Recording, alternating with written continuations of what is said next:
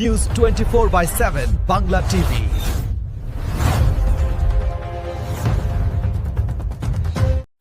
সোদপুরের নাটাগড় অঞ্চলে জি বাংলা খ্যাত পঙ্কজ নট্টের বাড়ি। মনসা পুজোর দিন আমরা চলে গিয়েছিলাম তার বাড়ি। ওখানে গিয়ে জানতে পারি এখানকার পুজো 38 বছরের পুরনো। এখানকার মা বিশ্বরী খুব জাগ্রত। অনেক কথাই আমরা তার মুখ থেকে জেনেছি, যা শুনলে গায়ে কাটা দেয়। BLO report 24/7 Bangla TV.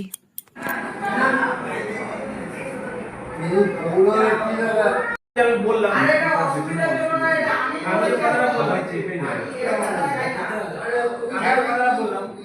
আজকে আমার একটা বান্ধবী আছে, আমি বাইরে দাঁড়িয়েছি, খবর সেটা যিশু তো বলতে শঙ্কর সিং এর ছেলে, যিশু এই একটা বান্ধাই আমি যে গানটা তোমাকে শোনালাম, কালিকা প্রসাদ তুমি। হ্যাঁ ঠিক আছে বলছি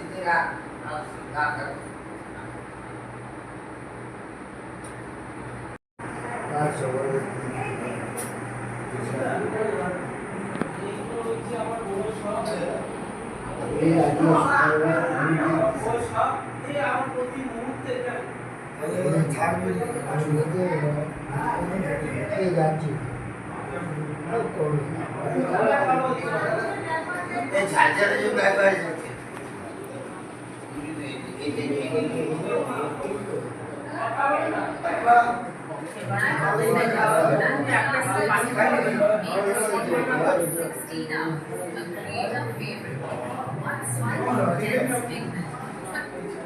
ওর ছেলে আমার যোগাযোগ হলে বলবো যে ও যোগাযোগ হলে কম্পিউটার 6 টাকা আমি তোমার বুঝিয়েছি একবার বলবো 6 টাকা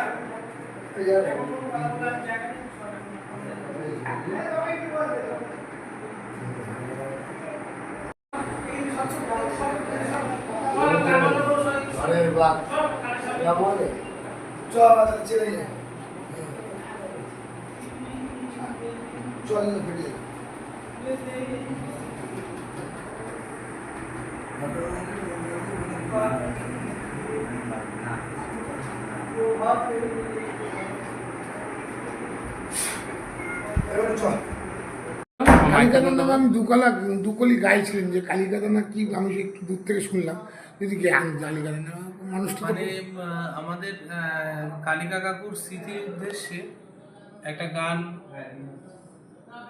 বার করার চেষ্টা করেছি সকলে।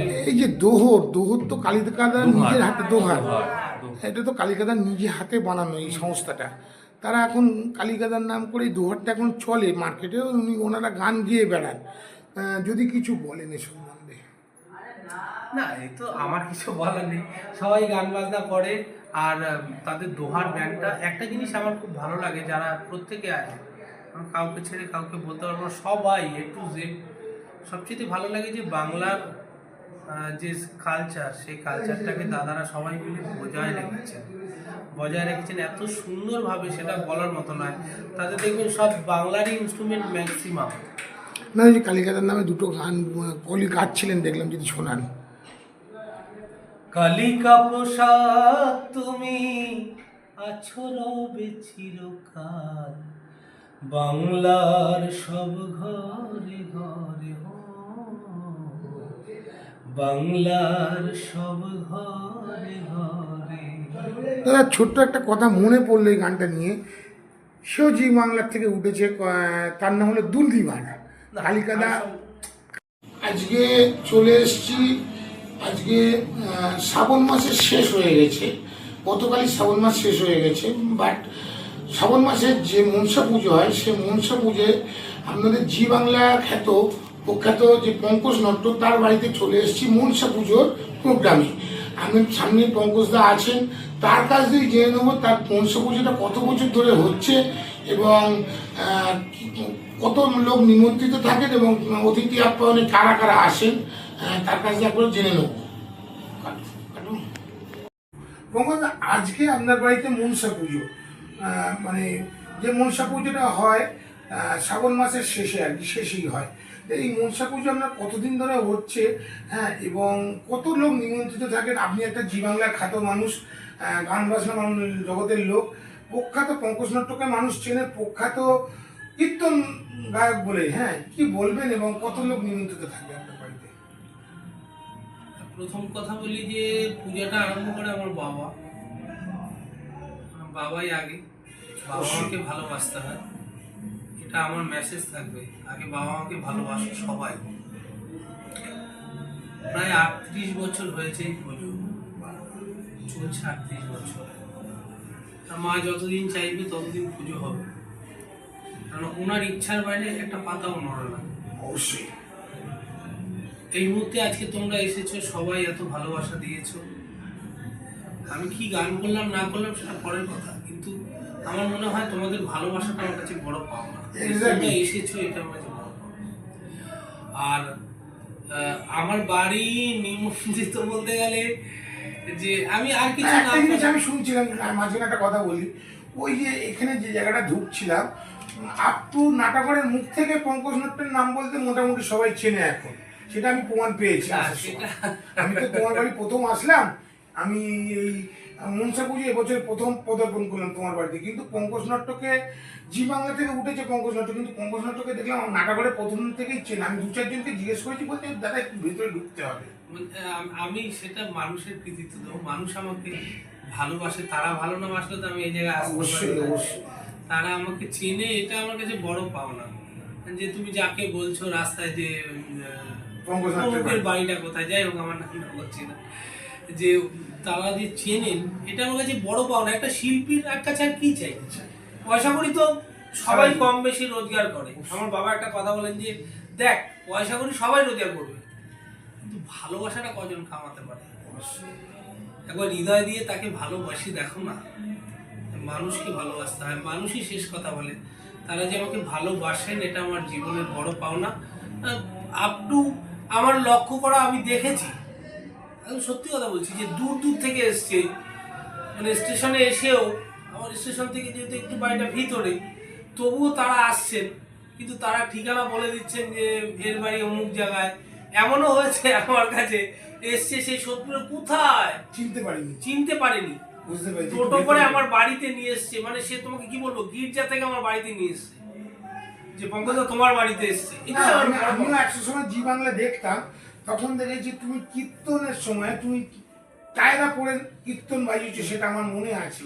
ঠিক আছে, জি বাংলা থেকে তোমার মানুষ চিনেছে, এই জি বাংলা প্ল্যাটফর্ম থেকে অনেক মানুষ উঠেছে। এবং কিন্তু তুমি যে গান করো, জি বাংলায় এত প্রোগ্রাম করেছো, আজকে তোমাকে হাজার হাজার মানুষ চিনছে, সেটা তো বললো ঈশ্বরের আশীর্বাদ, বাবা মা না চাইলে পায় না। তোমার মা কি জীবিত আছে এখনো? হ্যাঁ। আচ্ছা আচ্ছা, আমি তো জানতাম না। তার মাকেও আমার শুভেচ্ছা রইল। তুমি যদি 2 কলি আমাকে দিয়ে দাও, এবং এই যে জি বাংলার প্ল্যাটফর্মে এসে কত কত মানুষের সান্নিধ্যে তুমি যেতে পেরেছো, সেটা যদি আমাকে একটুখানি খুলে বলো। দেখো, সবার প্রথম কথা বলি যে আজকে তুমি আমার বাড়িতে এসছো, আমি একটা কথা বলি, একটু ভারাক্রান্ত হয়ে বলছি। যে আমাদের যে জি বাংলার ভ্রমণ রথিজিৎ দাদা একটু অসুস্থ হয়ে পড়েছে, চারিদিকে মিডিয়ায় প্রচার হচ্ছে। তো এখন সত্যি কথা বলছি, আজ থেকে প্রায় কিছুদিন আগেই দাদার জন্মদিন ছিল। আচ্ছা, তো দাদাকে আমি, মানে ইনি কি যার নাম করছো, ইনি কি জি বাংলার ব্যাকগ্রাউন্ড কোন আর্টিস্ট নাকি? রথিজিৎ ভট্টাচার্য, যিনি সারেগামাপার মেন গ্রুমার। আরে বাবা, ঠিক আছে, উনি প্রচার সারেগামাটাকে পরিচালনা করেছে, মেন গ্রুমার, মানে যিনি গান আমাদের বলতে পারি গুরু। আচ্ছা, যিনি মেন গ্রুমার। তো আরো গ্রুমার রয়েছে, আমি কাউকে বাদ দিতে পারি না। সৌমেনদা রয়েছে, কল্যাণদা রয়েছে, আরো রয়েছে, কল্যাণ সিং বড়াট না অন্য কল্যাণদা, আরো কল্যাণদা রয়েছে, ঝুমুরদি ছিল আমাদের সময়। তারপরে সবার সহযোগিতা, বাবু আদা, কার কথা বাদ দিলে আমার খারাপ হবে, প্রত্যেকের সহযোগিতা আছে। চিন্টুদা আছে, তারপরে আমার মানে প্রদীপদা ছিল, তারপরে আমাদের অক্টোবর অসিতদা ছিল। কাউকে আমি বাদ দিতে পারবো না, আমার কাছে সবাই, গৌতম দা ছিল। মানে আমার, দেখো আমার পরিষ্কার কথা বলি, আমি সবাইকে আমি ভালোবাসতে এসেছি। আমি পৃথিবীতে তো সারা জীবন বাঁচবো না, ভালোবাসা কিছু রেখে যাবো, ভালোবাসা চলিয়ে যাবো, ভালোবাসবো ব্যাস। তো এবার বিষয় হচ্ছে যে আমি যেটা কথা বলছিলাম, যে রতিদা যখন শরীর খারাপটা হয় দাদার, আমি একটুখানি অন্যরকম। মানে আমি আমার বাড়িতে পুজোর ব্যস্ততার মাঝখানেও আমার মাকে বলবো, মা দাদাকে একটু ভালো রাখো, দাদাকে সুস্থ রেখো। তুমি আমার সাথে মিশেছো, তোমরা আমার সাথে মিশেছো, তোমরা জানো ভালো করে যে আর তো কিছু বলতে পারি না। মাকে বলি, মা তুমি দাদাকে ভালো রেখো, আমার অতিথিটা যেন ভালো থাকে, সুস্থ থাকে। আমি একটা মাঝখানে ছোট্ট করে কথা বলছি, তুমি যে মনসা পুজোটা করো, আমার একটা দেশের বাড়ি আছে, সেটা হলো বসিরহাটে। তা আমাদেরও মনসা পুজো হয়, যেটা হয় আর কি তোমার বিশ্বকর্মা পুজোর দিন। আমাদের গ্রামের বাড়ি বাস্তবিতে আছে, আমার বাড়ি দুটো সাপ আছে, মানে সাপটা আছে গোয়াল ঘরে থাকে। আমার গায়ে কাঁটা দেবে বললে, আমাদের দুধ দিলে দুধ এসে সাপ খেয়ে যায়। তা আমার জ্যাঠামশাই মারা গেছে, গোয়াল ঘরে কালাস আর দাঁড়াসের মিলন হয় দুটো, এই দুটো ঠাকুরের মিলন হয়। তা আমার জ্যাঠা হাত দিয়ে তুলে ফেলে দিয়েছে, 20 দিনের মধ্যে ছিল। তা আমার এই কথাগুলো শুনলে গায়ে কাঁটা দেয়। এখনো সেই পুজোটা আমরা মা মারা গেল, আমার জেঠিমা যেহেতু বাস্তুতে করতে হয়, মনসা গাছ আছে, জেঠিমা ব্রাহ্মণ থেকে পুজোটা করে। কিন্তু মনসা কিন্তু খুব জাগ্রত ঠাকুর, এটা আমি বলতে পারি, খুবই জাগ্রত ঠাকুর। এটা দেখো তুমি মুখে বলছো, আমরা এর মধ্যে একটা ব্যাপার আছে, কিছু মনে করো না। এই পুজোটা দুরকম ভাগে হয়। এই যে আজকে যে পুজোটা হচ্ছে, এটা বাঙালিরা বেশি করে, আর ঘটিরা করে ওই পুজোর দিকে, ওই বিশ্বকর্মা পুজোর দিকে ঘটিরা এই পুজোটা করে। দুটো ভাগ আছে এটা, সেটা আমি জানি।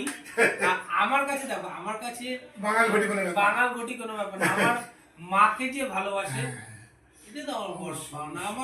আমার জগৎ গড়ি মা, অবশ্যই তিনি সবার জন্য চিন্তা করছেন। আজকে দেখো, তোমাকে কি বলবো, যে আমাদের প্রত্যেক বাড়িতে মায়ের পুজো হচ্ছে। আবার তুমি যেই বললে সেই মাসেও হবে, তো তারা তো মায়েরই পুজো করছে।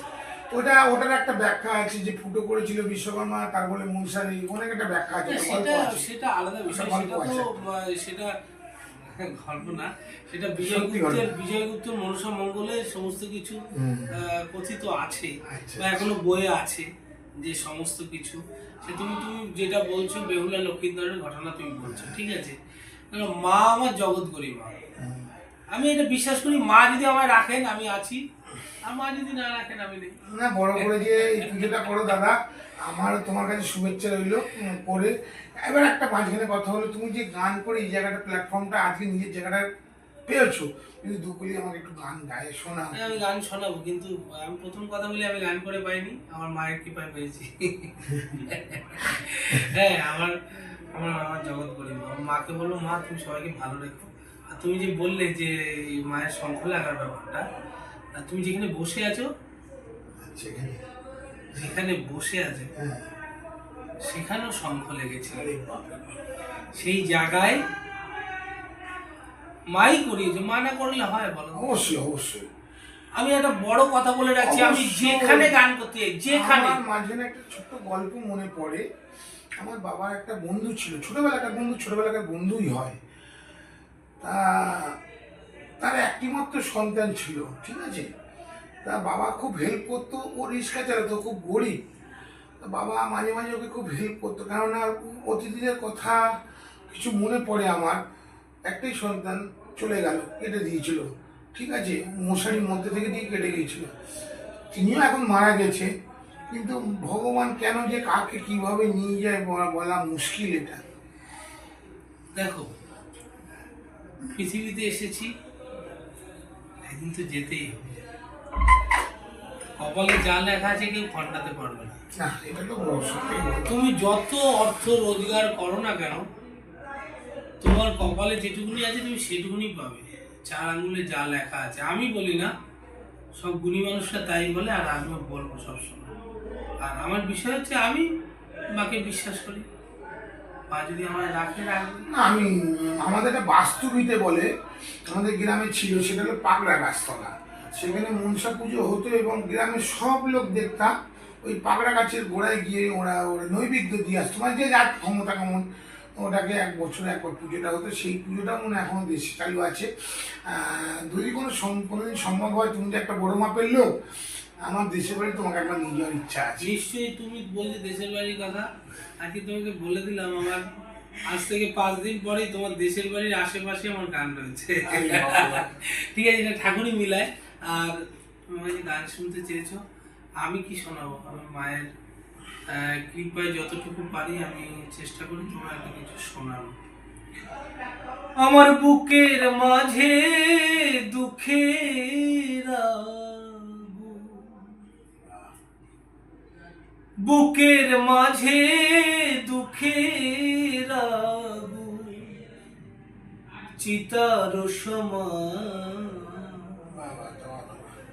জীবন ভরে গাইলাম কত গান আমি, জীবন ভরে গাইলাম কত গান।